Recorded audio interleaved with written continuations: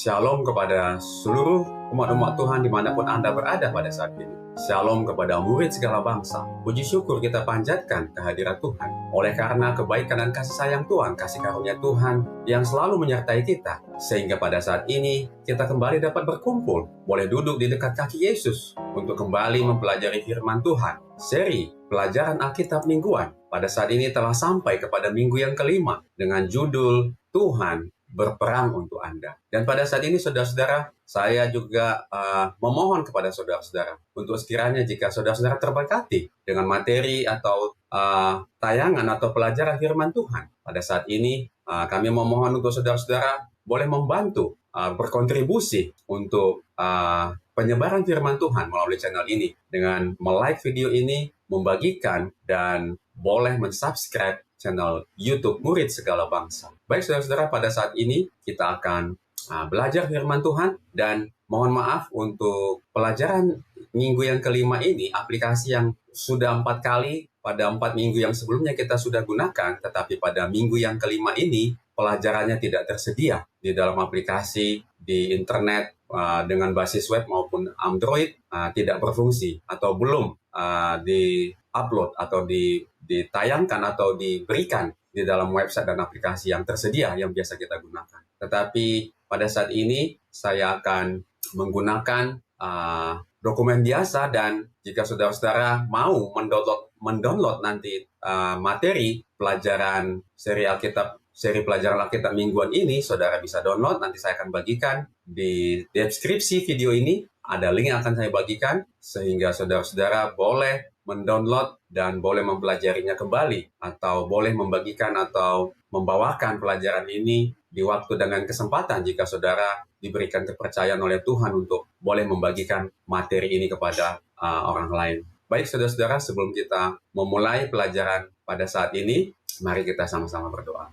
Ya Tuhan, terima kasih atas kebaikan Tuhan kepada kami. Pada saat ini, kami boleh diberikan kesempatan untuk kembali belajar akan kehendak Tuhan melalui seri pelajaran Alkitab mingguan minggu yang kelima dengan judul Tuhan berperang untuk Anda. Tuhan berperang untuk kami, dan kami boleh duduk dan diam saja, dan Tuhan yang akan memenangkan segala peperangan bagi kami dalam kehidupan kami. Bantu kami Tuhan untuk mengetahui kehendak Tuhan di dalam peperangan kerohanian kami, di dalam pergumulan kerohanian kami yang terjadi di sepanjang hidup kami, supaya kami boleh memenangkan semua pergumulan kami, dan kami boleh melihat bagaimana kebesaran Tuhan dan apa sesungguhnya rencana Tuhan yang indah yang Tuhan telah sediakan bagi kami, yang kadang kami tidak melihat dan mungkin tidak menyadari akan rencana damai sejahtera yang sudah Tuhan berikan kepada kami.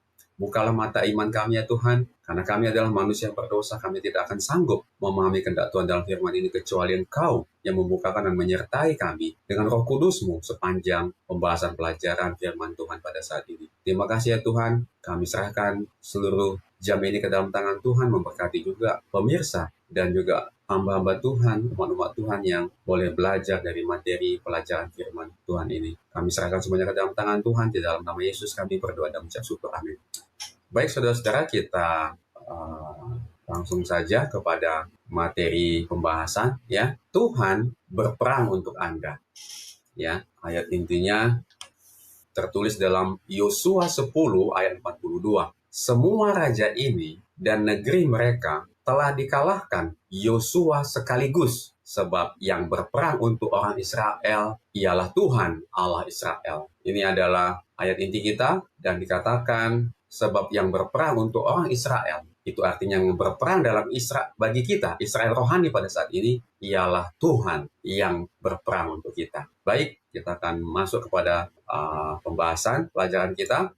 Ya, Tuhan berperang untuk Anda. Ya, nanti semua ayat yang ada di dalam materi pembahasan ini akan kita baca, dan akan ada, sudah saya tuliskan semua di dokumen yang nanti akan saya bagikan juga, yang akan saya berikan di deskripsi video ini. Linknya akan saya berikan. Mari kita mulai. Tadi inti ayat hafalannya sudah dibaca. Kitab Yosua berisi Kitab Yosua berisi beberapa adegan yang mengganggu. Ya, kenapa dikatakan mengganggu? Mari kita lihat. pertanyaan-pertanyaan serius muncul dari konsep perang ilahi. Nah, ada pertanyaan yang muncul ya dari perang ilahi atau perang suci yang menggambarkan sekelompok orang dengan mandat yang diberikan Tuhan untuk menghancurkan kelompok lain. Isu perang ilahi dalam Perjanjian Lama sangat menantang. Ya, banyak mempertanyakan isu kenapa Tuhan mengizinkan peperangan di dalam Perjanjian Lama ya. Allah muncul dalam Perjanjian Lama sebagai Tuhan yang berdaulat atas alam semesta. Oleh karena itu, segala sesuatu yang terjadi entah bagaimana, pasti terkait dengan kehendaknya secara langsung atau tidak langsung. Jadi pertanyaan yang muncul adalah, bagaimana mungkin Allah mengizinkan hal-hal seperti itu menjadi tak terelakkan? Nah, minggu lalu kita telah melihat ya sebagian dari tema mengenai Allah berperang untuk Anda kita ini diam saja, ini sudah disinggung di dalam pelajaran minggu lalu dan kita akan perdalam pada minggu ini. Minggu lalu kita telah melihat bahwa Allah sendiri terlibat dalam konflik yang jauh lebih besar daripada perang atau pertempuran apapun yang terjadi dalam sejarah manusia. Ya, jadi ada peperangan yang lebih besar dari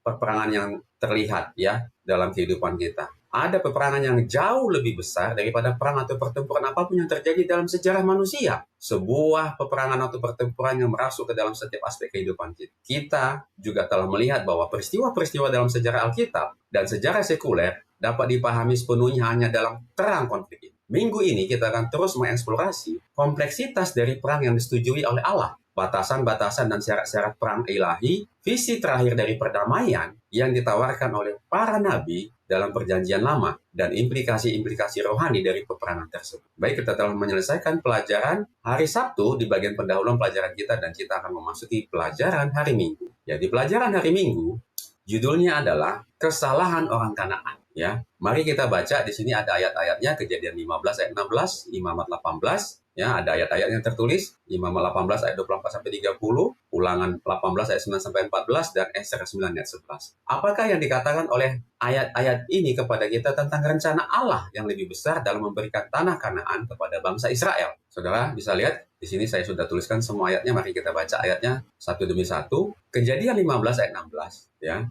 supaya ayatnya lebih terlihat ya. Kejadian 15 ayat 16. Tetapi keturunan yang keempat akan kembali ke sini ya. Saudara bisa lihat di sini ya. Tadi pertanyaannya, apakah yang dikatakan oleh nas-nas ini, ayat-ayat ini kepada kita tentang rencana Allah yang lebih besar dalam memberikan tanah Kanaan kepada bangsa Israel ya. Dan saya akan highlight ayat-ayatnya. Kenapa bangsa Kanaan ini atau orang-orang Kanaan ini harus apa? Harus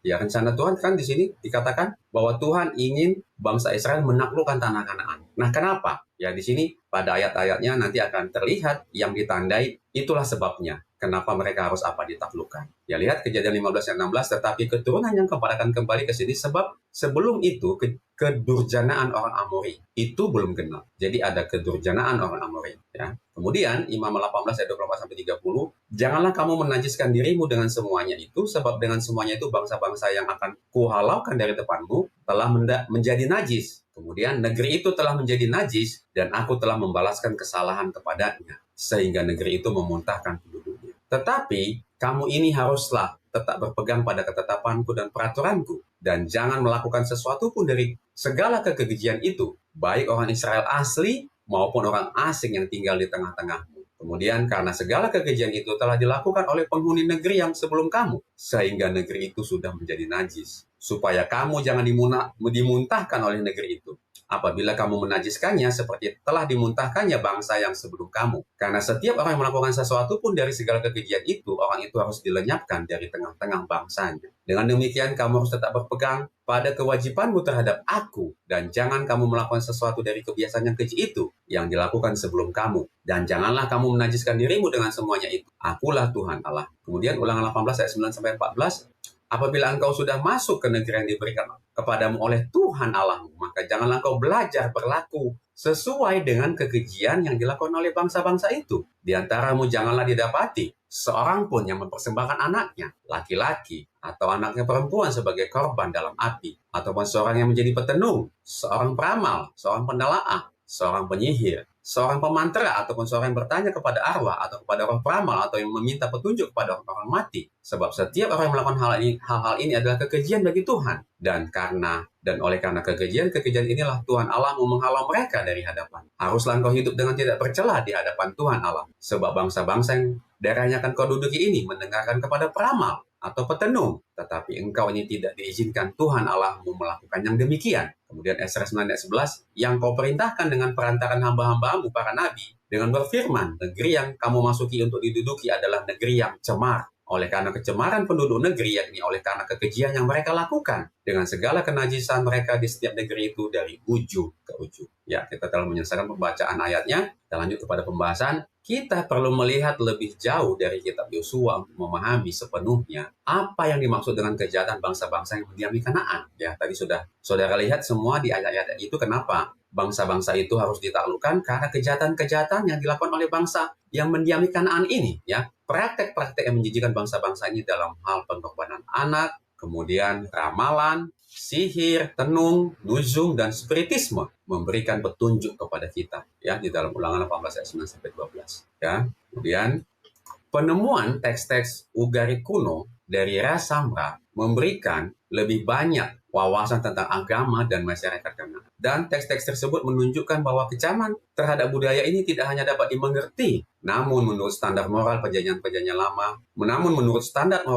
lama, juga dapat dibenarkan. Agama Kanaan dikatakan di sini didasarkan pada kepercayaan bahwa fenomena alam yang menjamin kesuburan kemudian dikendalikan oleh hubungan seksual antara para dewa dan dewi. Oleh karena itu, mereka membayangkan aktivitas seksual para dewa dalam perilaku seksual mereka sendiri dan terlibat dalam praktek seksual ritual untuk menghasut para dewa dan dewi untuk melakukan hal yang sama. Konsep ini menghasilkan institusi prostitusi suci yang melibatkan pelacur bakti pria dan wanita yang terlibat dalam ritual seksual, sekali lagi sebagai bagian dari praktek keagamaan mereka sendiri. Sebuah bangsa tidak dapat bangkit dengan moral yang lebih tinggi dari dewa-dewi yang disembah oleh rakyatnya. Sebagai hasil dari pemahaman seperti itu tentang dewa-dewi mereka, tidak heran jika praktek-praktek keagamaan orang Kanaan mencakup pengorbanan anak yang secara khusus ditentang di dalam Alkitab. Bukti arkeologis menegaskan bahwa penduduk Kanaan secara teratur mengorbankan anak-anak sulung mereka kepada para dewa, yang sebenarnya adalah setan yang mereka sembah. Kerangka-kerangka kecil yang ditemukan, dihancurkan ke dalam guci-guci besar dengan prasasti nazar menjadi bukti betapa merosotnya agama mereka dan apa artinya bagi banyak anak-anak mereka. Nah, jadi pemusnahan bangsa Kanaan bukanlah sesuatu yang muncul begitu saja dikatakan. Sesuatu yang muncul setelah keputusan Allah untuk memberikan tanah Kanaan kepada bangsa Israel, bukan, ya. Dikatakan di sini penduduk Kanaan sebenarnya sudah diberikan masa percobaan, diberikan satu waktu kepada mereka untuk boleh meninggalkan hal-hal yang Tuhan tidak setujui tadi, ya. Sebuah masa belas kasihan tambahan di mana mereka memiliki kesempatan untuk menemukan Tuhan dan karakternya melalui kesaksian hidup para bapa leluhur yang hidup di antara mereka. Jadi mereka dipanggil juga oleh Tuhan. Jadi Tuhan, seperti firman Tuhan katakan, aku datang bukan untuk orang benar, tetapi aku datang untuk orang yang salah, untuk orang yang berdosa, untuk orang yang sakit. Ya, jadi di sini artinya Tuhan sudah memberikan satu waktu panggilan, satu waktu masa percobaan, masa belas kasihan yang diberikan, ya, untuk memanggil mereka melalui katanya kesaksian para bapa leluhur yang hidup di antara mereka. Mereka memiliki kesempatan itu, tetapi ternyata mereka menyia-nyiakannya dan terus melakukan perbuatan-perbuatan mereka yang mengerikan sampai akhirnya Tuhan harus menghentikan mereka. Jadi, saudara-saudara, pelajarannya pada saat ini adalah Tuhan selalu memberikan kesempatan dan waktu bagi kita untuk apa? Kembali kepada. Tetapi, seperti pengalaman bangsa Kanaan ini, dan itu juga menjadi bagian pengalaman dari saudara dan saya, bahwa seringkali kita tidak menggunakan, atau di sini dikatakan kita ternyata menyia-nyiakan kesempatan yang sudah Tuhan berikan kepada kita untuk memanggil kita meninggalkan perbuatan-perbuatan jahat kita. Jadi Tuhan adalah Tuhan yang apa? Yang adil dan Tuhan yang penuh kasih, memberikan kesempatan kepada orang-orang jahat, kepada orang kafir untuk juga mengalami apa? Keselamatan. Tetapi sekali lagi, kalau seseorang tidak selamat adalah memang karena apa? Karena orang itu sendiri yang memang tidak mau menggunakan kesempatan. Kita telah menyelesaikan pelajaran hari Minggu dan kita masuk kepada pelajaran hari Senin.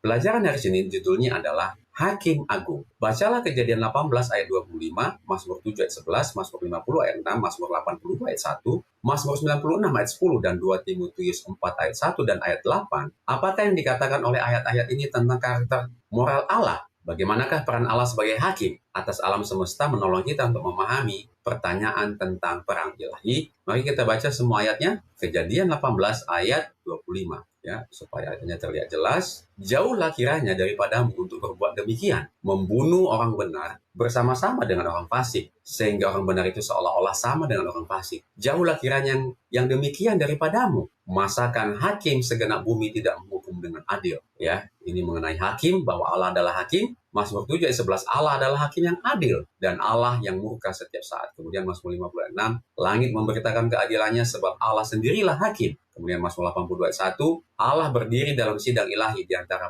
para Allah. Ia menghakimi. 2 Timotius 4 ayat 1 dan ayat 8, di hadapan Allah dan Kristus Yesus yang akan menghakimi orang yang hidup dan yang mati. Aku berpesan dengan sungguh-sungguh kepadamu demi penyataannya dan demi kerajaannya. Sekarang telah tersedia bagiku mahkota kebenaran yang akan dikaruniakan kepadaku oleh Tuhan, hakim yang adil pada harinya, tetapi bukan hanya kepadaku, melainkan juga kepada semua orang yang merindukan kedatangannya. Ya, kita kembali kepada pembahasan. Kekudusan karakter Allah berarti dia tidak dapat menoleransi dosa. Ia sabar, namun dosa harus menuai konsekuensi akhirnya, yaitu apa? Maut.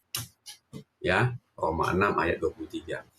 Yahweh menyatakan perang melawan dosa, dimanapun dosa itu ditemukan, baik di Israel maupun di antara bangsa Kanaan. Israel tidak disucikan dengan berpartisipasi dalam perang suci seperti halnya bangsa-bangsa lain. Ya, jadi saudara lihat di sini bahwa peperangan Tuhan itu bukan kepada manusianya, bukan kepada bangsanya, ya, bukan kepada orang Kanaannya, bukan. Saudara lihat di sini Yahweh ini menyatakan perang terhadap dosa, ya. Jadi Yahweh atau Tuhan, ya, Tuhan itu dia sebenarnya memimpin bangsa Israel bukan untuk memerangi etnis, bukan untuk memerangi suku atau bangsa, ya, tetapi esensinya adalah Tuhan itu menyatakan perang melawan dosa dimanapun dosa itu ditemukan, sekalipun itu di antara bangsa Israel sekalipun, ya. Bahkan umat Tuhan, bangsa Israel pada saat itu dan kita di dalam kehidupan kita justru ditimbang atau disorot lebih dalam karena kita ini adalah orang-orang yang mengenal atau menerima kebenaran atau terang firman Tuhan itu. Jadi Tuhan pun akan menyatakan perang melawan kita kalau kita melakukan apa? Dosa. Ya, jadi di sini dikatakan Tuhan itu berperangnya adalah melawan dosa. Dimanapun dosa itu ditemukan, baik di Israel maupun di antara bangsa Kanaan. Kemudian, ketika bangsa Israel itu berperang melawan bangsa-bangsa lain di dalam perang yang diinstruksikan oleh Tuhan, itu tidak menjadikannya serta-merta menjadi bangsa yang suci. Bukan, ya. Bahkan ketika perang tersebut menjadi sarana penghakiman Yahweh terhadap bangsa pilihannya. Sekalipun Tuhan menggunakan bangsa Israel untuk berperang melawan bangsa-bangsa yang lain, itu tidak menjadikan bahwa memang kehidupan bangsa Israel itu adalah bangsa yang suci. Tidak, ya. Berbeda dengan bangsa timur dekat kuno lainnya, bangsa Israel mengalami kebalikan dari perang suci dikatakan. Yaitu ketika Allah tidak berperang untuk mereka, tetapi melawan mereka. Membiarkan musuh-musuh mereka menindas mereka. Bandingkan dengan Yosua 7. Ya, maksudnya adalah ketika umat-umat Allah itu dia melawan Tuhan, ya, terjadi adalah yang sebaliknya, yaitu Tuhan dalam waktu-waktu tertentu membiarkan bangsa-bangsa lain menaklukkan atau berperang melawan bangsa Israel. Kenapa? Ya, Tuhan izinkan penindasan bangsa lain terhadap bangsa Israel. Oleh karena apa? Ya, oleh karena bangsa Israel sendiri melawan atau tidak menurut kepada siapa? Kepada Tuhan. Keseluruhan konsep perang suci hanya dapat dipahami jika dilihat dalam terang aktivitas Allah sebagai hakim. Ketika dilihat dengan cara ini, perang penaklukan Israel memiliki karakter yang sama sekali berbeda. Berbeda dengan perang imperialistik yang bertujuan untuk meninggikan diri sendiri yang sangat umum terjadi di dunia kuno dan juga di seluruh dunia kita pada saat ini, perang Israel tidak dimaksudkan untuk meraih kemuliaan bagi diri sendiri atau bangsa Israel itu sendiri. Bukan. Melainkan untuk menegakkan keadilan dan damai Allah di negeri ini. Oleh karena itu, inti dari pemahaman tentang konsep perang suci adalah konsep dan kedaulatan Allah yang dipertaruhkan dalam gambaran tentang Allah sebagai pejuang, seperti halnya dalam gambaran tentang Allah sebagai raja atau hakim. Yahweh sebagai pejuang adalah dia yang sebagai hakim berkomitmen untuk menerapkan,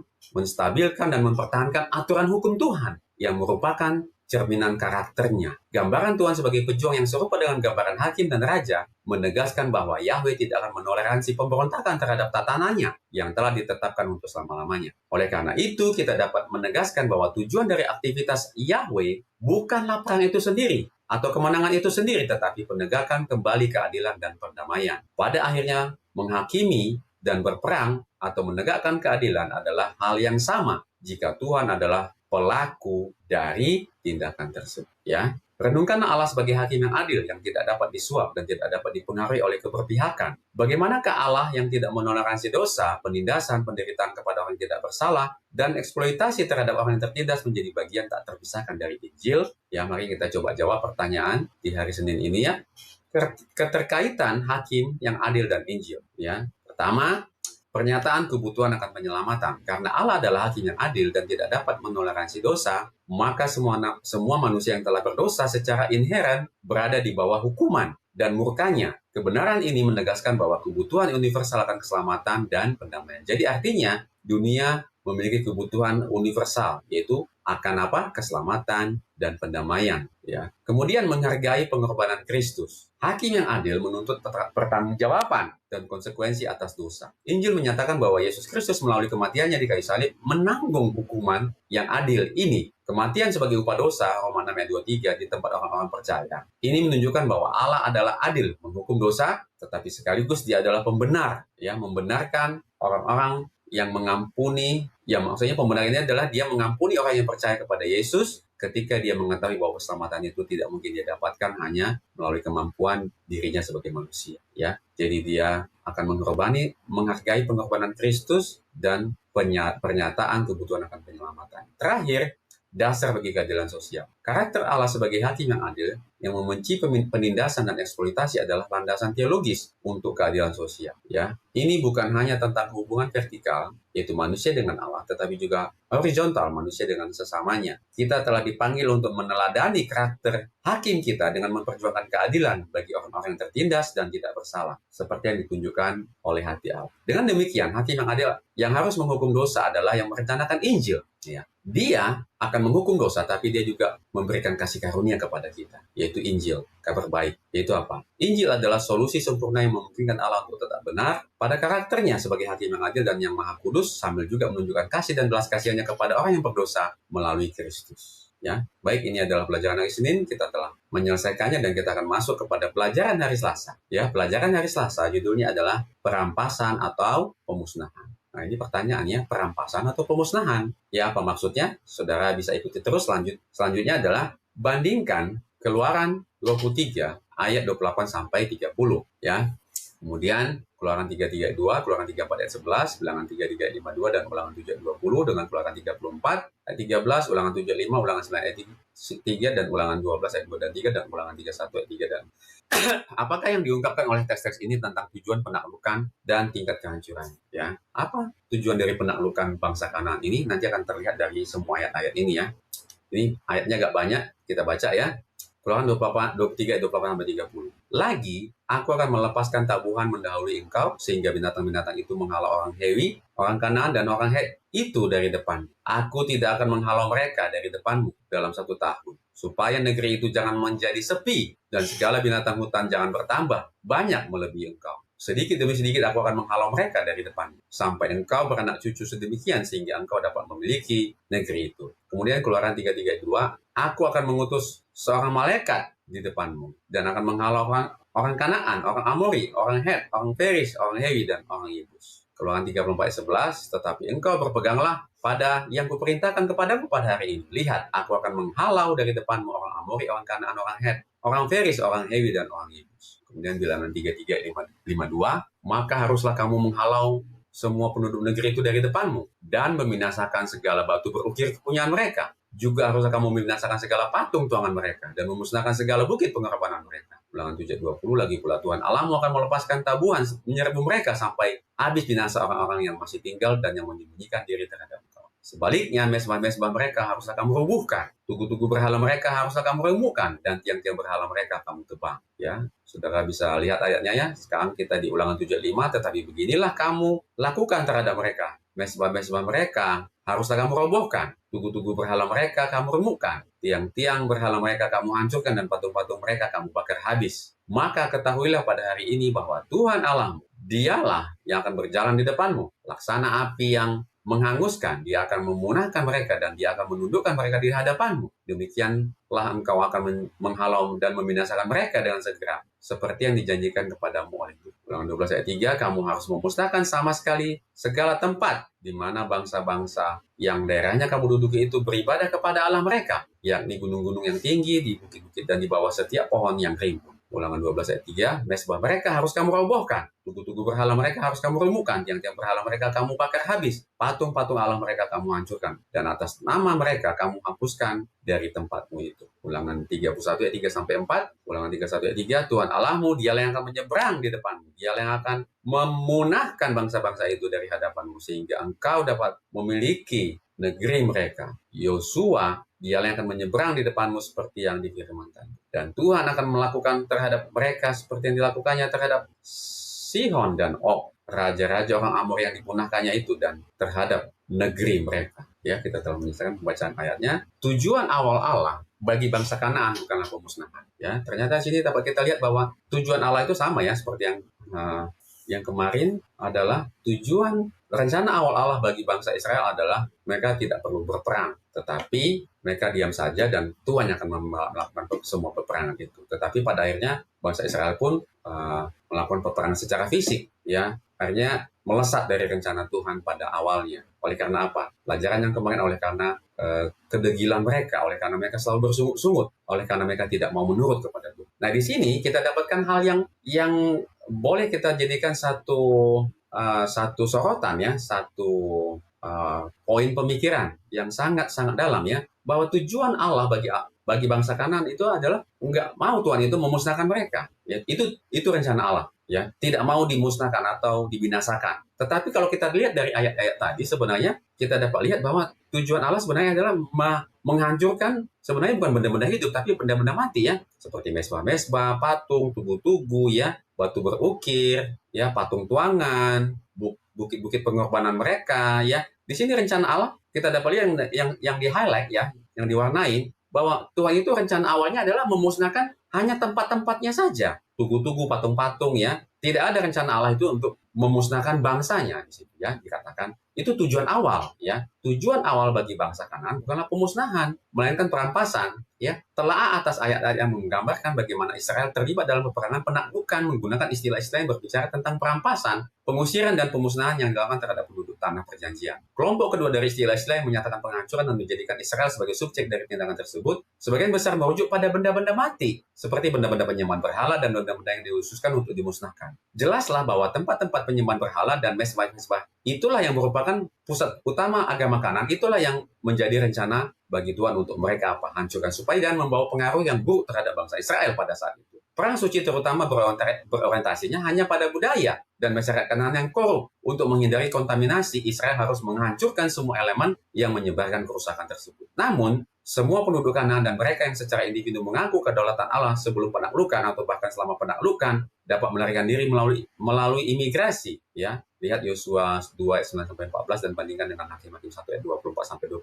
Satu-satunya bagian dari penduduk Kanaan yang ditakdirkan untuk dimusnahkan adalah karena mereka menarik diri ke dalam kota-kota yang dibentengi dan mereka dengan keras kepala terus memberontak terhadap rencana Allah bagi orang Israel dan mereka mengeraskan diri. Inilah akhirnya Tuhan menjadi apa? Memusnahkan mereka, membinasakan mereka. Ya, padahal rencana awal Allah bukanlah demikian. Namun hal ini menimbulkan pertanyaan.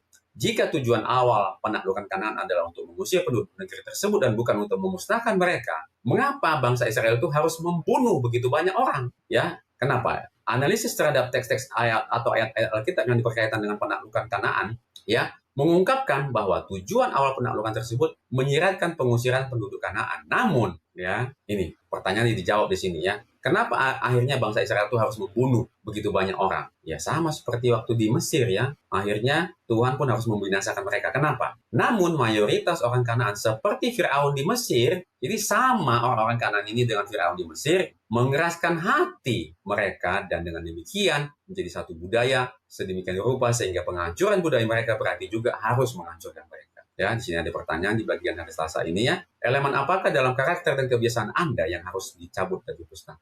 Ya, ini pelajaran bagi kita, saudara-saudara. Ya, berarti ada bagian dari kehidupan kita, elemen apakah dalam karakter dan kebiasaan Anda dan saya yang harus dicabut dan dimusnahkan? Sini dijawab. Mari kita coba uraikan.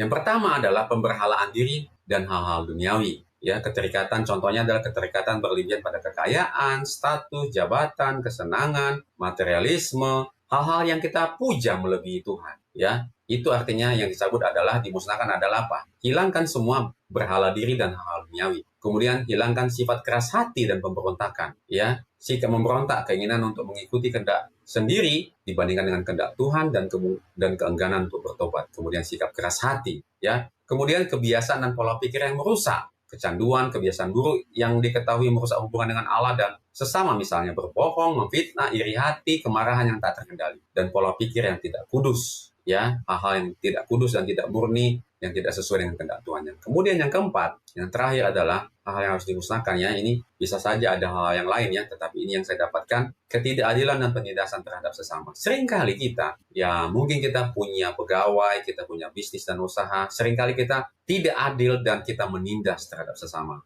Kita tidak memberikan seseorang, apalagi itu adalah menjadi bagian dari bawahan kita, haknya. Ya, kadang-kadang bahkan kita merampas hak mereka atau tidak memberikan sesuai dengan hal yang harusnya kita berikan kepada mereka. Mengingat Allah adalah hakim yang membenci penindasan dan eksploitasi, setiap kecenderungan untuk bersikap egois, tidak adil, atau merugikan orang lain harus diperangi. Ya, jadi kita harus apa? Tinggalkan. Ya, inilah pelajaran hari Selasa. Kita akan masuk kepada pelajaran hari Rabu. Ya, pelajaran hari Rabu judulnya adalah pilihan bebas.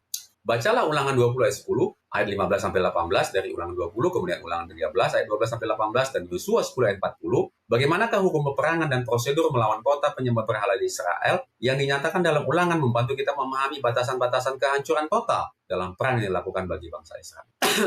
Ya, saudara bisa lihat di sini ayat-ayatnya, mari kita baca. Ulangan 20 ayat 10, 15 dan 18-18. Apabila engkau mendekati suatu kota untuk berperang melawannya, maka haruslah engkau menawarkan perdamaian kepada. Kemudian ayat 15-18, demikianlah harus kau lakukan terhadap segala kota yang sangat jauh letaknya dari tempatmu.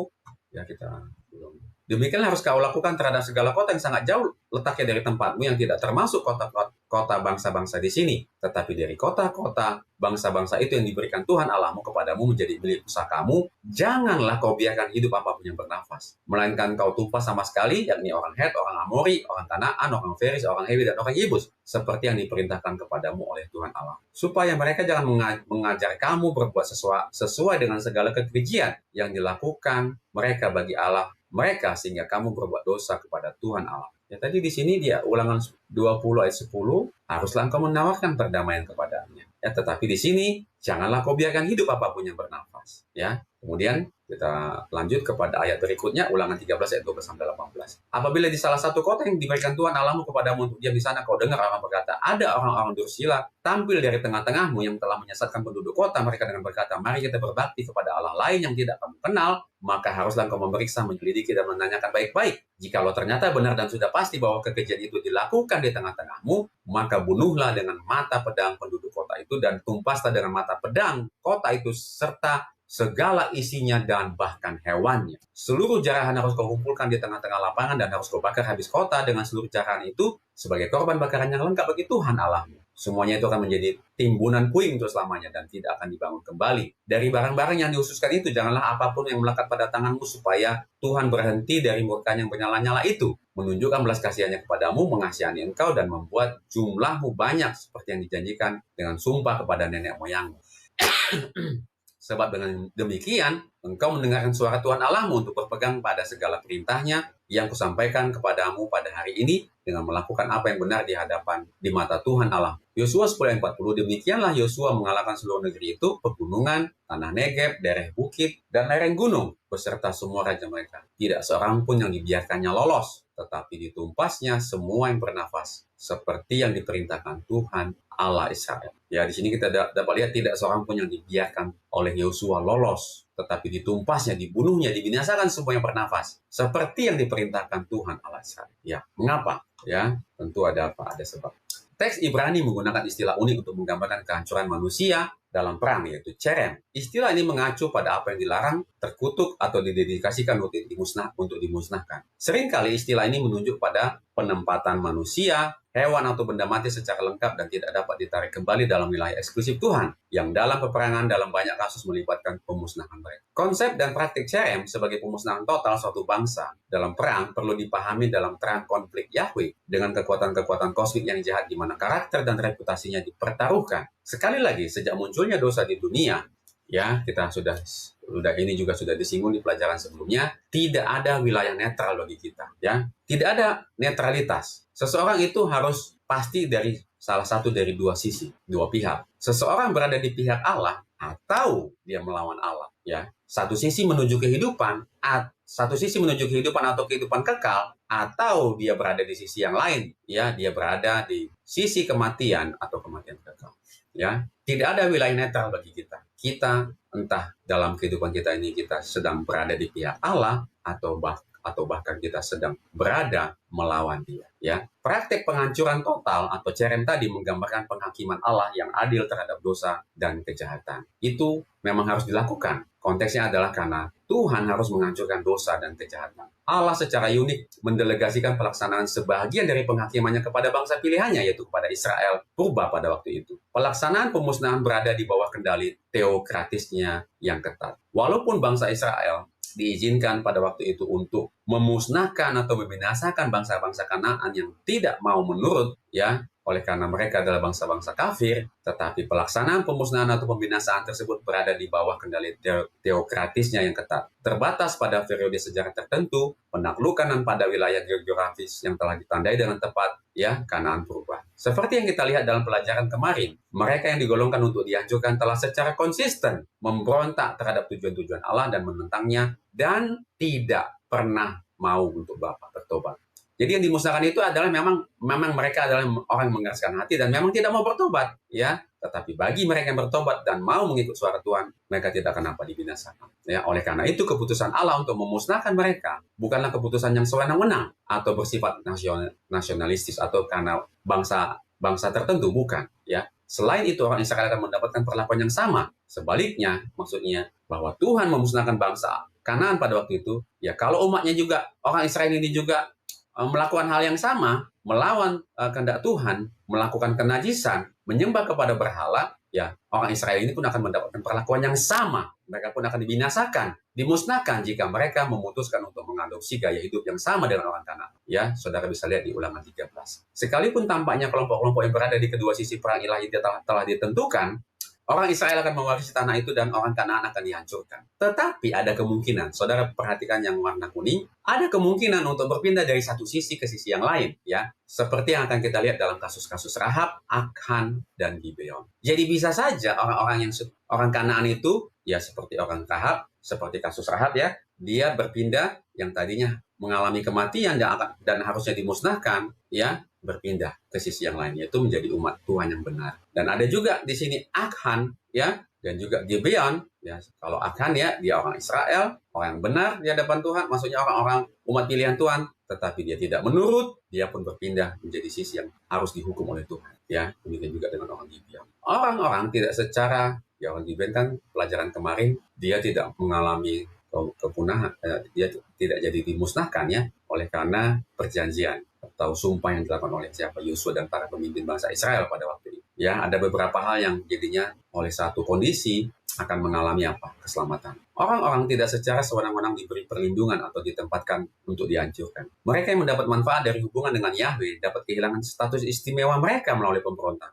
Dan mereka yang dihancurkan pun boleh jadi akan tunduk pada otoritas Yahweh. Tadinya mau dihancurkan, tapi karena tunduk pada otoritas Yahweh, dan mereka pun hidup. Ya, apakah implikasi rohani dari pembangkangan bangsa Kanaan terhadap Allah bagi konteks kita saat ini? Artinya, konsekuensi apakah dari pilihan bebas kita mempengaruhi kita secara pribadi? Ya, jadi apa implikasi rohani dari pembangkangan bangsa Kanaan dan apa konsekuensi dari pilihan bebas kita? Ya, kita kan diberikan kebebasan. Ya, semua orang diberikan kebebasan, termasuk bangsa Kanaan juga.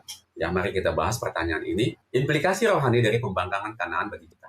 Pembangkangan bangsa Kanaan terhadap Allah dan konsekuensinya atau cerem, ya, yaitu bagaimana hukuman atau kehancuran total yang diberikan kepada pembangkangan itu memiliki implikasi rohani yang mendalam bagi pilihan bebas kita saat ini. Yang pertama, tidak ada kenetralan, ya, tidak ada sifat netral. Itu implikasinya, ya. Setiap pilihan bebas kita secara rohani menempatkan kita, apakah pilihan-pilihan kita, perbuatan kita itu membuat kita pada jalur menuju kehidupan kekal dengan tunduk atau kepada kematian kekal karena kita memberontak. Ya, tidak ada kenetralan. Yang kedua, konsekuensi kekal dari pilihan yang keras kepala. Ya, pembangkangan Kanaan yang keras kepala berujung pada kehancuran. Dalam konteks modern ini berarti kekerasan hati terhadap kebenaran, menolak untuk bertobat, penolakan konsisten terhadap otoritas Kristus yang akan mengakibatkan kematian rohani dan pemisahan kekal, ya, yaitu kematian yang kedua, Wahyu 12:14. Pilihan bebas kita untuk terus-menerus memperhalakan hal duniawi dan menolak tatanan Allah secara konsisten menempatkan kita di bawah penghakimannya sama seperti cerem yang ditempatkan pada bangsa Kanaan dan bahkan bangsa Israel yang pada akhirnya memberontak. Kemudian ancaman atau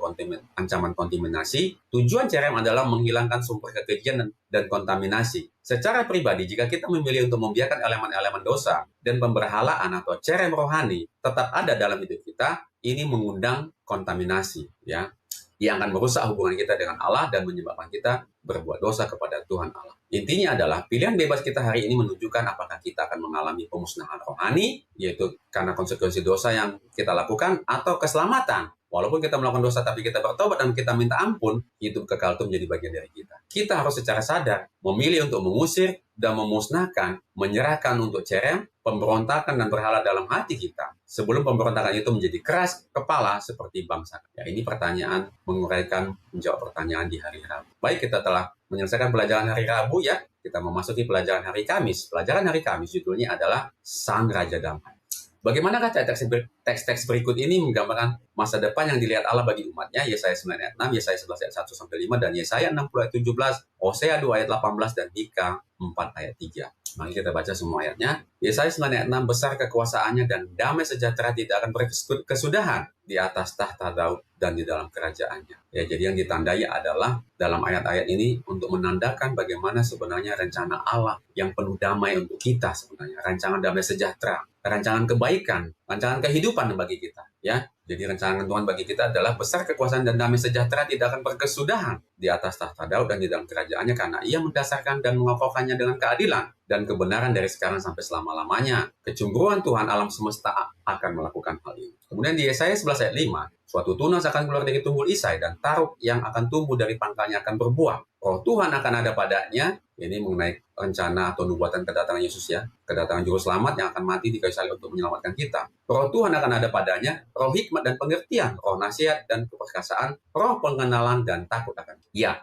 kesenangannya ialah takut akan Tuhan. Ia tidak akan menghakimi dengan sekilas pandang saja atau menjatuhkan keputusan menurut kata orang. Tetapi ia akan menghakimi orang-orang lemah dengan keadilan dan akan menjatuhkan keputusan terhadap orang-orang yang tertindas di negeri dengan kejujuran. Ia akan menghajar bumi dengan perkataannya seperti dengan tongkat. Dan dengan nafas mulutnya ia akan membunuh orang fasik. Ia tidak akan menyimpang dari kebenaran dan kesetiaan seperti ikat pinggang tetap terikat pada pinggang. Kemudian Yesaya 60 ayat 7, sebagai ganti tembaga aku akan membawa emas dan sebagai ganti besi aku akan membawa perak. Sebagai ganti kayu tembaga dan sebagai ganti batu besi aku akan memberikan damai sejahtera dan keadilan yang akan melindungi dan mengatur. Hosea 2:18, aku akan menjadikan engkau istriku untuk selama-lamanya dan aku akan menjadikan engkau istriku dalam keadilan dan kebenaran, dalam kasih setia dan kasih sayang. Jadi kalau kita lihat Hosea 2:18, ya, ini adalah harapan dan janji Tuhan untuk kita sebagai pengantin wanitanya, sebagai gereja. Ya, Tuhan ingin kita menjadi istrinya selama-lamanya. Artinya dia mau kita selamat selama-lamanya. Dia mau kita dibawa ke dalam kerajaan surga untuk hidup selama-lamanya. Ini adalah rancangan yang sangat indah bagi kita, ya. Dan aku akan menjadikan engkau, yaitu siapa? Saudara dan saya, istriku, dalam keadilan dan kebenaran, dalam kasih setia dan kasih sayang. Artinya, inilah rencana Tuhan bagi siapa? Bagi gereja.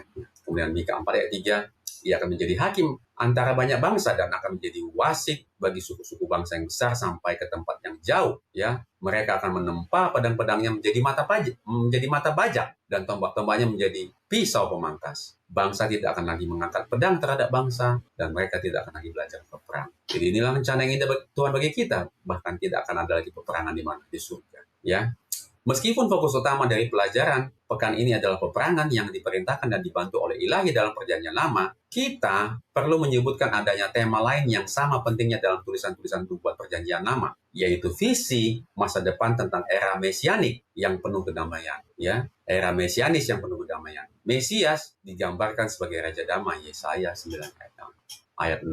Ya, jadi Tuhan ingin ya ketimbang kita melihat bahwa Tuhan itu adalah Allah yang membinasakan, tetapi pada dasarnya ini dapat diberikan kepada kita bahwa Mesias digambarkan sebagai Raja Damai. Konsekuensi atau cerem bahwa ada umat yang harus dibunuh, dibinasakan, mengalami kematian dan peperangan dari umat Tuhan waktu itu bangsa Israel adalah karena memang dosa. Mereka tidak mau bertobat, mereka tetap memilih jalannya sendiri, tidak mau mengikuti jalan. Dia akan mengantarkan sebuah kerajaan yang didominasi oleh damai, di mana singa dan anak domba akan merumput bersama. Yesaya 11 ayat 1-8, di mana tidak akan ada kehancuran atau luka, di mana damai sejahtera akan berkuasa dan mengalir seperti sungai. Ya. Pelajaran hari Kamis, di sini ada pertanyaannya. Di pelajaran hari Kamis, bacalah 2 Raja-Raja 6 ayat 16-23. Wawasan apakah yang diberikan oleh kisah ini mengenai tujuan Allah yang lebih dalam bagi umatnya dan bagi umat manusia? Ya, apa tujuan Allah yang lebih dalam bagi umatnya atau bagi umat manusia? Mari kita lihat 2 Raja-Raja 6 ayat 16-23. Jawabnya, jangan takut, sebab lebih banyak yang menyertai kita daripada yang menyertai mereka. Lalu berdoalah Elisa, ya Tuhan, bukalah kiranya matanya supaya ia melihat. Maka Tuhan membuka mata bujang itu, sehingga ia melihat. Tampaklah gunung itu penuh dengan kuda dan kereta berapi sekeliling Elisa. Ketika orang-orang Aram itu turun mendatangi dia, berdoalah Elisa kepada Tuhan. Butakanlah kiranya mata orang-orang ini, maka dibutakannya lah mata mereka sesuai dengan doa Elisa. Kemudian berkatalah Elisa kepada mereka, bukan ini jalannya, dan bukan ini kota. Ikutlah aku, maka aku akan mengantarkannya kepada kamu, maka aku akan mengantarkan kamu kepada orang yang kamu cari. Lalu diantarkannya lah mereka ke Samaria. Segera sesudah mereka sampai ke Samaria, berkatalah Elisa, ya Tuhan, bukalah mata orang-orang ini supaya mereka melihat. Lalu Tuhan membuka mata mereka, sehingga mereka melihat dan heran, kok mereka ada di tengah-tengah Samaria? Ya. Lalu bertanyalah Raja Israel kepada Elisa, tak kalah melihat mereka, kau bunuhkah mereka, Bapak? Tetapi jawabnya, jangan. Ya, kubunuhkah mereka, Bapak? Tetapi jawabnya, jangan. Biasakah kau bunuh yang kau tawan dengan pedangmu, dengan panahmu? Tetapi hidangkanlah makanan dan minuman di depan mereka, supaya mereka makan dan minum, lalu pulang kepada Tuhan. Disediakannya lah bagi mereka jamuan yang besar, maka makan dan minumlah mereka. Sesudah itu, dibiarkannya lah mereka pulang kepada Tuhan mereka. Sejak itu, tidak ada lagi gerombolan-gerombolan Arab memasuki negeri Israel. Ya, ini kemudian apa yang mau dibagikan kepada kita? Pertimbanganlah kisah tentang pemberian makanan kepada tentara Suriah atas prakarsa Elisa. Ketimbang membantai mereka, 2 Raja-Raja 6-22, dia menunjukkan kepada mereka ideal tertinggi, yaitu perdamaian, yang selalu menjadi kerinduan Allah bagi umatnya. Sangat menarik untuk mengamati bahwa Elisa sepenuhnya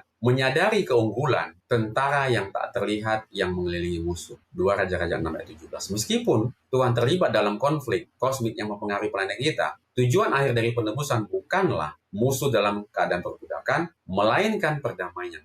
Jadi kita dapat lihat di sini bahwa di dalam konflik kosmik ini antara kebenaran melawan kejahatan, antara Tuhan melawan setan, antara yang baik melawan yang jahat, ya. Di sini kita dapat lihat bahwa tujuan rencana Allah yang sesungguhnya adalah perdamaian yang kekal. Sebagaimana kekerasan melahirkan kekerasan, perdamaian melahirkan perdamaian. Kisah ini diakhiri dengan kenyataan bahwa orang Aram tidak lagi menyerbu ke negeri Israel. 2 Raja-Raja 6-23. Kemudian di bagian bawah pelajaran hari Kamis ada pertanyaan, kita akan uraikan dan jawab. Pikirkanlah tentang semua cara yang dapat kita lakukan dengan berusaha meneladani Yesus untuk menjadi agen perdamaian. Bagaimanakah dengan kehidupan Anda dan saya sendiri pada saat ini? Dengan cara apakah dalam konflik apapun yang sedang Anda dan saya hadapi, Anda dan saya dapat menjadi agen perdamaian dan bukannya menjadi agen konflik. Ya, menjadi agen perdamaian hari ini. Yang pertama, bagaimana caranya adalah mengubah perspektif, ya, pembukaan mata. Saya harus meminta Allah untuk membuka mata rohani saya, sama seperti hamba Elisa itu yang harus dibukakan dulu. Agar apa? Agar saya dan saudara dapat melihat setiap konflik dan musuh dari sudut pandang Allah. Memandang mereka sebagai jiwa-jiwa yang membutuhkan kasih, bukan target yang harus dihancurkan. Kemudian menghidangkan jamuan atau layanan. Dalam konflik apapun, di tempat kerja, di keluarga, ataupun dalam perselisihan, alih-alih menyerang atau membalas, ya, saya harus menawarkan tindakan kasih dan kebaikan yang tidak terduga, ya, seperti hidangan makan yang diberikan tadi oleh yang disuruh Elisa tadi, ya, di tempat kerja, di keluarga, atau secara online. Alih-alih menyerang atau membalas, saya harus menawarkan tindakan kasih dan kebaikan yang tidak terduga, ya, bisa menghidangkan makanan, minuman. Ini dapat berupa mendengarkan tanpa menyela, meminta maaf terlebih dahulu, atau memberikan pujian di tengah kritik. Kemudian yang ketiga, mengubah senjata atau membuat bajak. Saya harus secara sadar mengubah pedang, kata-kata tajam, argumen defensif, atau niat pembalasan menjadi mata bajak, yaitu alat untuk membangun hubungan, mencari pemahaman, dan menabur kebaikan. Jadi harus mengubah strategi di dalam menghadapi orang, ya. Dalam konflik yang mungkin saya hadapi saat ini, saya dapat menjadi agen perdamaian dengan memilih pengendalian diri atas pembenaran diri. Ketika ada kesepakatan, ketika ada ketidaksepakatan atau kritik yang menyakitkan, saya dapat menahan diri dari serangan balasan, tidak membunuh dengan pedang, dan sebaliknya memvalidasi perasaan orang lain, menghidangkan jamuan. Saya dapat mencari solusi yang adil, ya, dan win-win atau win-win atau ini bukan berarti jadinya kita menyetujui kejahatan, ya. Kita harus mencari solusi yang adil dan tepat, dan ini sama-sama menguntungkan kedua belah pihak, ya. Mengokohkan dengan keadilan, Yesaya 9 ayat 6, daripada solusi yang hanya menguntungkan saya sendiri. Artinya kita harus memikirkan orang lain juga, sehingga ini meneladani sang Raja Damai. Ya, sama seperti ketika Yosua harus mengambil tindakan karena sumpah yang sudah mengikat mereka, karena mereka telah ditipu oleh orang-orang Babilon pada waktu itu, ya. Ini dia pelajaran hari Kamis. Kita telah menyelesaikan pelajaran hari Sabtu sampai Kamis, dan kita telah tiba di bagian akhir pelajaran kita. Pelajaran yang terakhir, bagian pendalaman, yaitu pelajaran hari Jumat, pendalaman. Bacalah tulisan Ellen G. White, Jatuhnya Kota Yeriko dalam Alfa dan Omega jilid 2 halaman 91 sampai 104. Seperti segala sesuatu dalam Alkitab, mengetahui konteks dan latar belakangnya sangatlah penting. Seperti yang telah kita lihat, konflik kosmik dan motif Allah sebagai hakim sangat penting dalam memahami perang melawan orang Kanaan. Allah lambat untuk marah. Ya, ini ada kutipan yang bagus, saudara bisa lihat dan ikuti, ya. Allah lambat marah. Allah lambat untuk marah. Dia memberi bangsa-bangsa yang jahat masa percobaan agar mereka dapat mengenal Dia dan karakternya. Menurut terang yang diberikan, penghukuman yang diberikan kepada Allah adalah karena mereka menolak untuk menerima terang itu dan memilih jalan mereka sendiri daripada jalan Allah. Jadi Tuhan membinasakan oleh karena mereka memilih jalannya sendiri, ya. Allah memberikan alasan mengapa Ia tidak langsung mengusir bangsa Kanaan. Kejahatan orang Amori belum penuh. Melalui kejahatan mereka secara bertahap membawa diri mereka sendiri ke titik di mana kesabaran Tuhan sudah berakhir dan mereka akan dihancurkan.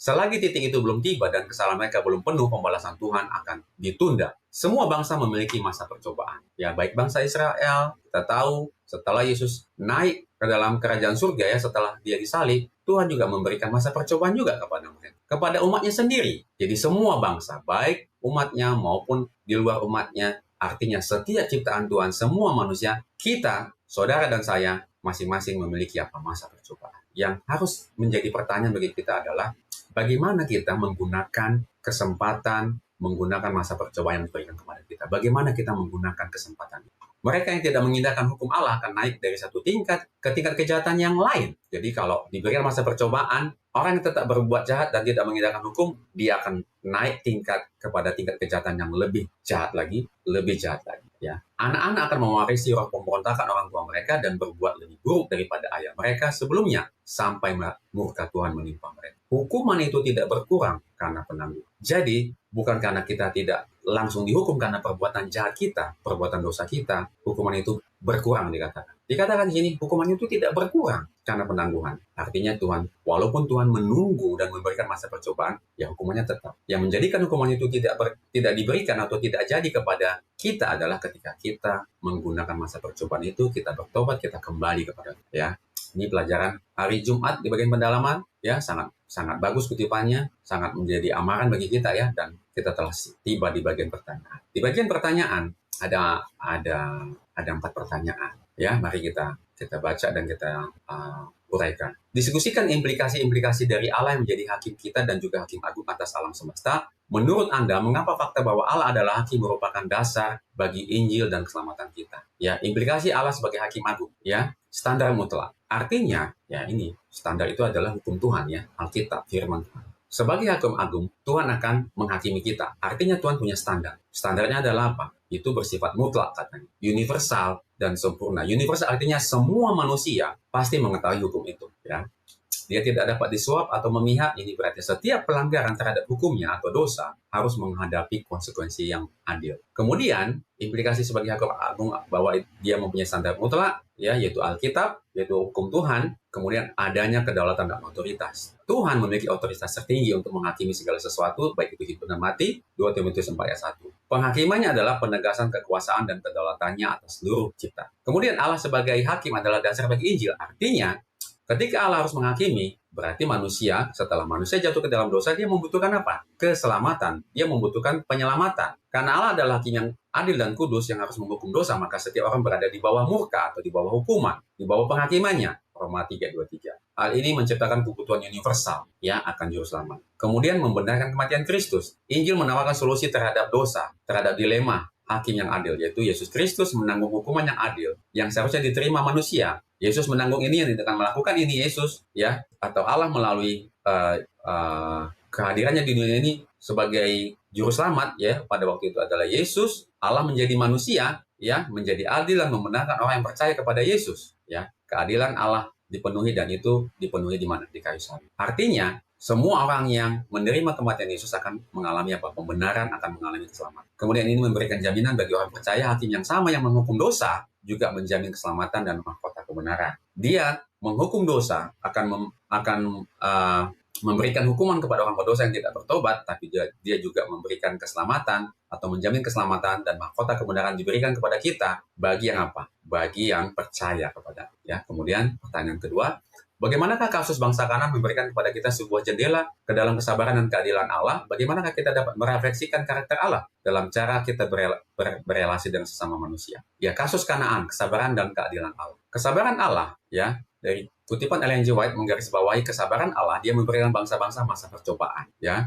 Artinya Allah adalah Allah yang sabar karena dia memberikan masa percobaan. Allah lambat untuk marah, ya, tadi kutipannya, dan tidak menghalau mereka sekaligus. Dia menunda hukuman sampai kejahatan orang Amori belum penuh. Ia menunjukkan bahwa penghakimannya adalah langkah terakhir, diambil setelah kesabarannya telah mencapai batasnya akibat dari penolakan yang keras kepala. Kemudian keadilan Allah. Ketika penghakiman datang atau cerem, itu adalah pilihan yang konsisten untuk menolak, untuk menerima terang, dan memilih jalan mereka sendiri, maka hukuman itu adil karena kejahatan mereka telah mencapai kepenuhannya. Keadilannya adalah respon terhadap pemberontakan, bukan tindakan sewenang-wenang. Kemudian ini merefleksikan karakter Allah dalam relasi, yaitu bagaimana kita dalam kesabaran memberikan orang lain ruang dan waktu untuk berubah dan bertobat sebelum kita cepat menjatuhkan penilaian atau mengkutuk atau memutuskan hubungan. Kita harus lambat juga untuk marah kepada sesama kita manusia, ya, karena ada orang juga yang berbuat salah kepada kita. Keadilan dan kasih karunia memperjuangkan keadilan bagi orang yang tertindas, tetapi juga siap menawarkan pengampunan dan kesempatan kedua atau kasih karunia, meneladani Allah yang menawarkan pengampunan bahkan kepada musuh kita. Ya, yang ketiga, pikiran tentang sifat dasar dan dari kehendak bebas. Menurut Anda, mengapa Allah menghormati kebebasan kita untuk memilih? Bagaimanakah kasih dan kebebasan memilih berhubungan satu sama lain? Sifat dasar kehendak bebas dan kasih, ya, kehendak bebas dan kasih. Kehendak bebas atau pilihan bebas ini adalah kemampuan yang diberikan Allah kepada makhluknya. Ya, kita diberikan kebebasan, ya, untuk mengasihi atau menolak kasih. Kehendak bebas adalah mutlak untuk hubungan moral. Kasih dan kebebasan memilih. Kasih sejati tidak bisa dipaksakan. Jadi apa hubungannya dengan kasih? Ya, kalau kita mengasihi, kita akan memberikan apa? Kebebasan memilih. Tentunya kita tidak akan memaksa. Kasih harus menjadi respon yang bebas dan sukarela. Artinya ketika kita memilih Tuhan, menurut kepada Dia, itu adalah karena sukarela, ya, tidak dipaksa oleh Tuhan. Jika Allah memaksa kita untuk mengasihi dan menaatinya, maka itu kita sama saja dengan robot. Dan ketaatan serta kasih itu tidak lagi memiliki nilai moral. Tidak ada gunanya kita kalau menurut terus benar terus karena kita seperti robot, ya. Nah, itulah juga yang harus kita berikan kepada anak kita. Orang tua tidak boleh memaksakan sesuatu kepada anak, ya. Seringkali orang tua menggunakan, ya, hukum Tuhan digunakan juga untuk memaksa anaknya, ya. Tuhan tidak demikian, ya. Seringkali orang tua menggunakan hukum kelima untuk memaksa anaknya. Hati-hati kepada orang tua. Ini amaran kepada kita. Karena saya juga orang tua, ya. Kita tidak bisa memaksa anak untuk menurut kepada kita. Kita juga memberikan kebebasan kepada anak. Ya, bukan berarti kita jadinya tidak memberitahukan atau mendidik mereka, ya. Tetapi di dalam memberikan nasihat dan didikan kepada anak, kita tidak serta-merta bisa memaksa anak untuk menurut kepada kita. Kita harus mengingatkan kepada anak-anak kita untuk terus menurut, berusaha mengingatkan kepada mereka untuk pilihlah jalan penurutan kepada orang tua dan kepada Tuhan. Jika Allah memaksa kita untuk mengasihi dan menaatinya, kita akan menjadi robot, dan ketaatan seperti kasih itu tidak akan memiliki nilai moral. Allah menghormati kebebasan kita untuk memilih karena Dia adalah kasih. Allah adalah kasih. Untuk memungkinkan kasih yang sejati, Dia harus mengizinkan kemungkinan penolakan dan pemberontakan seperti yang dilakukan oleh Kanan. Meskipun hal itu membawa penderitaan baginya, inilah yang membuat pengorbanan keselamatannya begitu berharga. Itu adalah solusi bagi masalah kehendak bebas, dan itu adalah solusi bagi masalah kehendak bebas yang menolak kasih. Kemudian pertanyaan terakhir, pertanyaan yang keempat, Perjanjian Lama memuat banyak kisah perang dan konflik, tetapi pada akhirnya Perjanjian Lama menubuatkan datangnya damai. Peran apakah yang harus dimainkan oleh orang Kristen dalam membangun perdamaian di lingkungan mereka? Apa peran kita dalam membangun perdamaian? Pertama, ya, peran Kristen dalam membangun perdamaian atau shalom adalah menjadi agen perdamaian di lingkungan mereka, menjadi mata baca, mengubah pedang, kekerasan verbal, sikap menghakimi dan kebencian menjadi mata bajak, yang artinya alat untuk melayani, membangun, dan memberi manfaat. Kita harus belajar, kita harus berhenti belajar perang, mempertajam keterampilan dalam konflik dan membela diri, dan mulai belajar membangun perdamaian, empati, dan rekonsiliasi. Ya, mencari keadilan, mengingat bahwa damai sejahtera, bahwa damai sejati atau shalom hanya berakar pada keadilan. Ya, Yesaya 9 ayat 6 dan Yesaya 60 ayat 17. Peran kita adalah memperjuangkan keadilan bagi orang yang tertindas dan lemah, seperti yang dilakukan oleh Mesias. Yesaya 11 ayat 4. Kita harus aktif dalam menghilangkan akar konflik, ketidakadilan, penindasan, ya, kemudian menunjukkan kasih kepada musuh, mengikuti teladan Elisa, ya. Contoh Elisa tadi 2 Raja-Raja 6 ayat 22, ya. Kita harus menawarkan kebaikan yang tidak terduga, yang tadi seperti memberi makan kepada musuh, memberi kebaikan kepada yang tidak terduga, yang menentang, kepada mereka yang menentang kita. Perdamaian seperti yang ditunjukkan oleh kutipan Ellen G. White adalah tujuan akhir, dan seringkali belas kasihanlah yang melahirkan perdamaian abadi, ya. Panggilan khusus menghadapi Kanaan di dalam hati kita. Saudara, ini adalah panggilannya setelah pertanyaan ini. Kita telah menyelesaikan 4 pertanyaan, ya. Kita telah membahas 4 pertanyaan ini dan kita telah menjawabnya. Dan sebagai panggilan, ya, ada salah satu panggilan khusus yang boleh saya berikan kepada kita semua, kepada kita masing-masing. Panggilan khusus menghadapi Kanaan di dalam hati. Sebagai penutup, ya, saudara-saudari, kita telah merenungkan peran Allah sebagai Hakim Agung yang kudus, yang adil, dan yang sabar. Kita telah melihat bahwa penghakiman ilahi bahkan dalam bentuk perang suci atau cerem bukanlah tindakan sewenang-wenang, melainkan konsekuensi yang tak terhindarkan dari pemberontakan yang keras kepala terhadap terang dan kasih-Nya. Namun kita juga tahu bahwa tujuan akhir Allah bukanlah konflik, melainkan damai sejahtera yang tak berkesudahan di bawah Raja Damai Yesus Kristus, di mana pedang diubah menjadi mata bajak. Mika 4 ayat 3. Maka inilah panggilan kita untuk hari ini. Ada 3 panggilan yang saya mau berikan kepada saya sendiri dan kepada saudara. Panggilan untuk kita semua. Yang pertama, hancurkanlah berhala batin Anda. Sama seperti Israel diperintahkan untuk memusnahkan berhala dan mezbah Kanaan. Ulangan 12 ayat 2-3. Kita dipanggil untuk mengidentifikasi, kenali apakah ada berhala di dalam hidup kita, dan menghancurkan total setiap berhala di dalam hidup kita dan tempat ibadah di dalam hati kita. Kesombongan, materialisme, keserakahan, atau keterikatan yang lebih kita cintai daripada Allah. Pilihan bebas kita harus kita gunakan untuk menyerahkan Kanaan batin kita kepada cerem rohani kita. Jadi, mungkin ada Kanaan di dalam hati kita. Dan itu Tuhan mau hancurkan supaya kita jangan mengalami kebinasaan. Jangan mengalami cerem rohani, ya. Serahkanlah Kanaan batin kita kepada cerem rohani. Kemudian yang kedua, pilihlah perdamaian. Sadarilah bahwa Allah tidak akan memaksakan kasih. Di tengah-tengah konflik hidup Anda dan saya, baik konflik batiniah dengan dosa atau konflik lahiriah dengan sesama, gunakan kehendak bebas kita untuk memilih jalan perdamaian dan kemurahan hati. Seperti yang ditunjukkan oleh Elisa dalam 2 Raja-Raja 6 ayat 22. Jangan biarkan kekerasan membalas kekerasan. Kemudian yang ketiga, yang terakhir, tunduklah pada hakim yang adil. Kita semua telah berdosa dan layak menerima penghakiman. Namun Injil menawarkan pengampunan karena Yesus telah berdiri di tempat kita di hadapan hakim yang adil. Hari ini tundukkan keras kepala Anda dan saya. Jangan mengeraskan hati Anda dan saya. Janganlah kita mengeraskan hati seperti Fir'aun atau penduduk Kanaan yang menolak peringatan. Sebaliknya, marilah kita seperti Rahab, percaya kepada hakim yang satu-satunya berhak menerima hidup kekal. Marilah kita memilih untuk tidak lagi belajar perang melawan kehendak Allah, melainkan menjadi agen damai sejahteranya, sambil menantikan kedatangan Raja Damai yang akan menegakkan keadilan dan kebenaran untuk selamanya. Puji Tuhan, kita telah menyelesaikan dan ada panggilan bagi kita melalui pelajaran Alkitab pada saat ini. Biarlah pelajaran ini boleh bermanfaat dan membawa kemenangan bagi kita dalam pergumulan kerohanian kita, karena Tuhan yang berperang untuk Anda dan saya. Mari kita berdoa. Ya Tuhan, Bapa kami yang bertahta di dalam kerajaan surga, terima kasih ya Tuhan atas segala kebaikan yang Kau berikan. Terima kasih karena firman Tuhan yang kembali memanggil kami pada saat untuk menyerahkan Kanaan rohani kami, untuk menyerahkan segala sesuatu yang kami cintai yang menjadi berhala dalam kehidupan kami, yang menjadi penghalang antara ibadah kami, hubungan kami dengan Engkau ya Tuhan. Bantu kami Tuhan supaya kami jangan mengalami cerem rohani itu, supaya kami jangan mengalami kebinasan dan kemusnahan sebagai konsekuensi kami untuk tidak mau menurut kepada Tuhan. Tapi biarlah kami menaklukkan Kanaan di dalam hati kami masing-masing. Sehingga dengan demikian keselamatan itu boleh menjadi bagian dari kami, dan keselamatan itu juga boleh menjadi berkat dari segala pertobatan yang kami lakukan. Banyak orang lain melihat keselamatan itu dan pertobatan kami, dan mereka juga dituntun untuk boleh menerima Engkau sebagai juru selamat dalam kehidupan mereka. Biarlah kami jadi terang dan berkat bagi orang lain sekeliling kami, Engkau yang memampukan kami. Terima kasih ya Tuhan, di dalam nama Yesus kami berdoa dan mengucap syukur.